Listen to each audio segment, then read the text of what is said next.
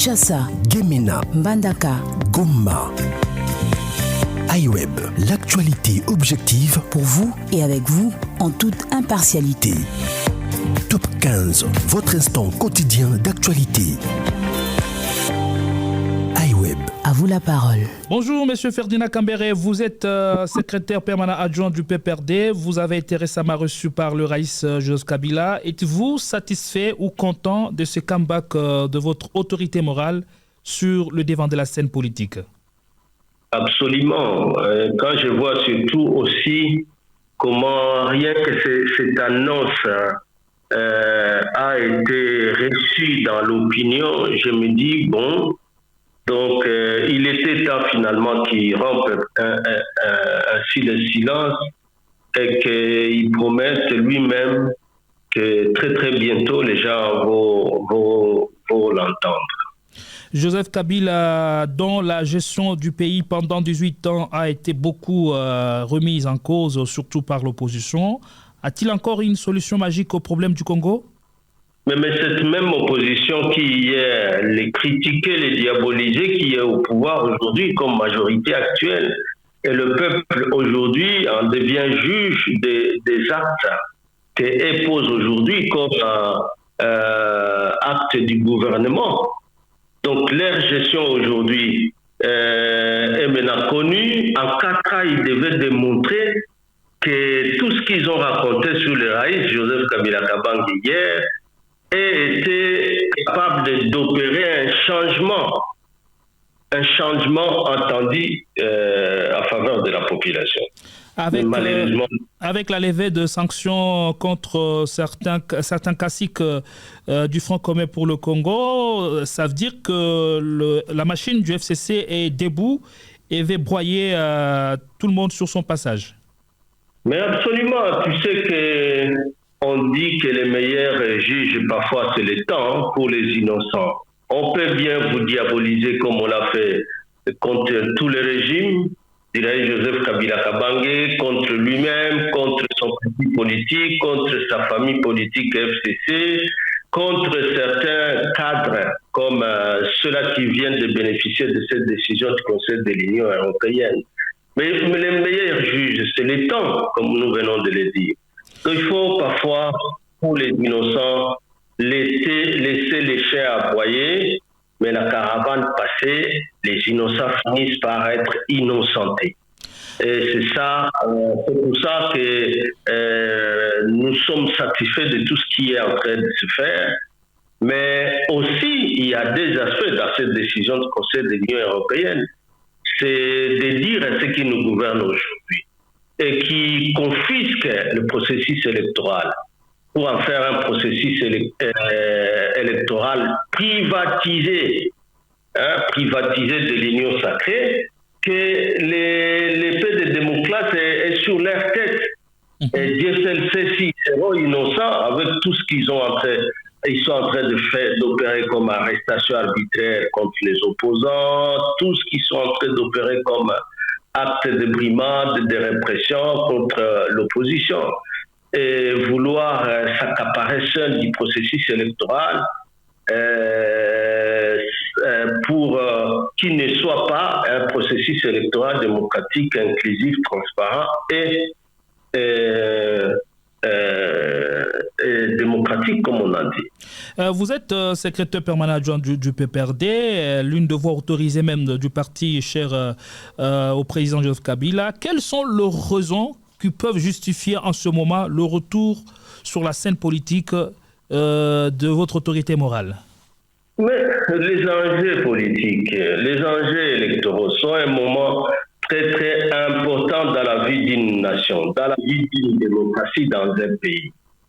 Alors que nous sommes fait mandat, une famille aussi importante comme le FCC ne peut pas se taire, encore moins solidaire du début à la fin, parce qu'il a justifié son silence par le fait qu'il s'est retrouvé devant des partenaires politiques qui avaient plutôt un autre chemin que celui de la Constitution, mais qui ont voulu gérer les choses comme leur propre boutique.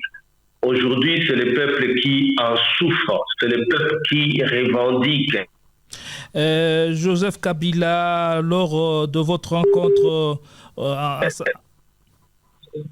Oui, voilà. Donc, c'est cela. Les enjeux les justifient, les enjeux de l'air, les enjeux politiques et électoraux, les enjeux sécuritaires. Tout ça justifie. Et quand il promet de parler, de s'adresser à l'opinion, je crois que si vous faites les sondages, en tout cas, vous sentez que c'est tout le monde qui voudrait attendre encore sa voix.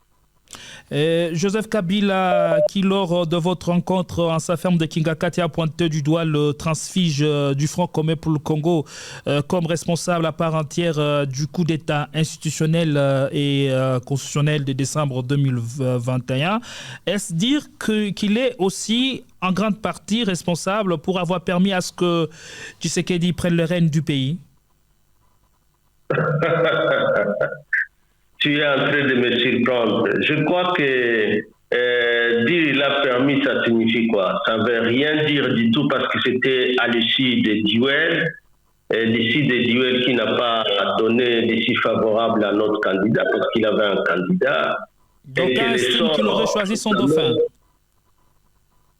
Non, c'est archi faux, c'est des vastes blagues.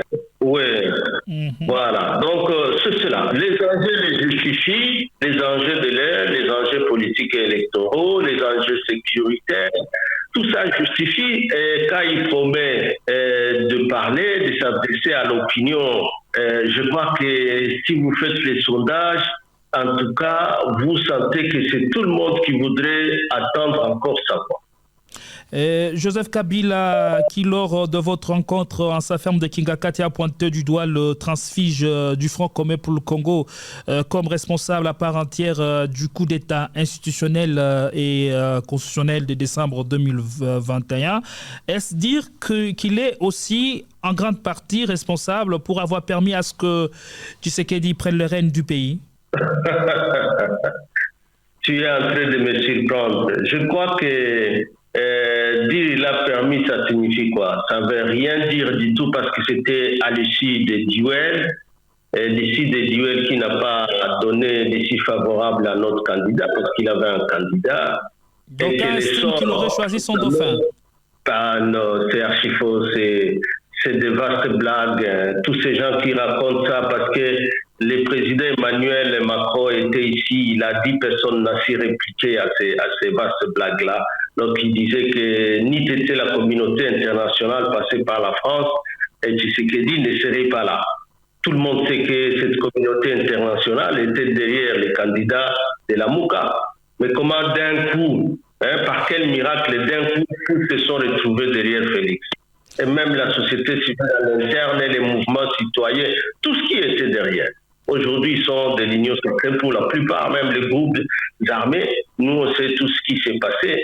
Donc, c'est une vaste blague. Je crois qu'il faut laisser le temps au roi Joseph Kabila Kabange. Il a peut-être des réponses à toutes ces questions-là. Comme ça, il pourra peut-être éclairer l'opinion. Il ne m'appartient pas à moi de donner des réponses. Est-ce qu'aujourd'hui, on peut s'accorder à dire que le roi Joseph Kabila regrette le fait qu'il a payé le prix de la démocratie? Il va le dire lui-même. Il va le dire lui-même parce que même dans la réunion du staff du FCC, avec le staff du FCC, les chefs de groupe des partis politiques et regroupements, il a aussi démontré que quand même, ce qui s'est passé, c'est montrer que la classe politique encore a échoué, a déçu. Je crois que c'était ces mots, a déçu le peuple est déçu de la classe politique qui peut comme ça, au gré des vagues, changer d'un cas à l'autre, d'un cas idéologique, comme si finalement nos partis politiques n'avaient pas d'idéologie du tout, n'avaient pas de vision du tout, n'avaient pas de programme pour lequel ils peuvent se battre un jour pour diriger le pays. Donc tout ça, il va faire un tour d'horizon certainement sur tout ça et dévoiler ce qu'il a comme message. Donc nous ne pouvons pas être plus pressés que lui. C'est bientôt qu'il va s'adresser à la nation. Donnons-lui l'espace et l'État pour le faire, pour se préparer et faire. On peut tout de même constater la présence lors de cette rencontre de nouvelles figures, les cas de Junior Pechi et d'autres jeunes pousses qui sont en train de monter maintenant. Est-ce dire que Joseph Kabila aujourd'hui est en train de s'effacer d'anciens caciques du Front commun pour le Congo et opérer le choix sur la nouvelle génération au fait, qui va l'accompagner pour de prochaines joutes électorales? Bon, les nouvelles figures, peut-être montantes, mais ne sont pas autant nouvelles. La jeunesse était toujours là. Hein. La jeunesse était toujours là. Est-ce qu'on pouvait déjà le mettre en confiance? Mais bien sûr, hein, un arbre ne devient pas, une graine ne devient pas un arbre en un seul jour. On grandit. Hein. Les gens sont en train de venir en maturité, en politique aussi. Bon, ceux qui sont partis et qui croyaient laisser des vides, déjà vous-même vous constatez qu'il n'y aura pas de vide du tout. Et en ce jour, ce lundi 20 juin 2023, le leader de l'ECD a pris position, il a conditionné sa participation aux prochaines élections de décembre 2023 par la fiabilité du fichier électoral. C'est-à-dire que c'est une position quasi similaire à celle déjà prise par le FCC et le PPRD. Qu'est-ce que vous en dites?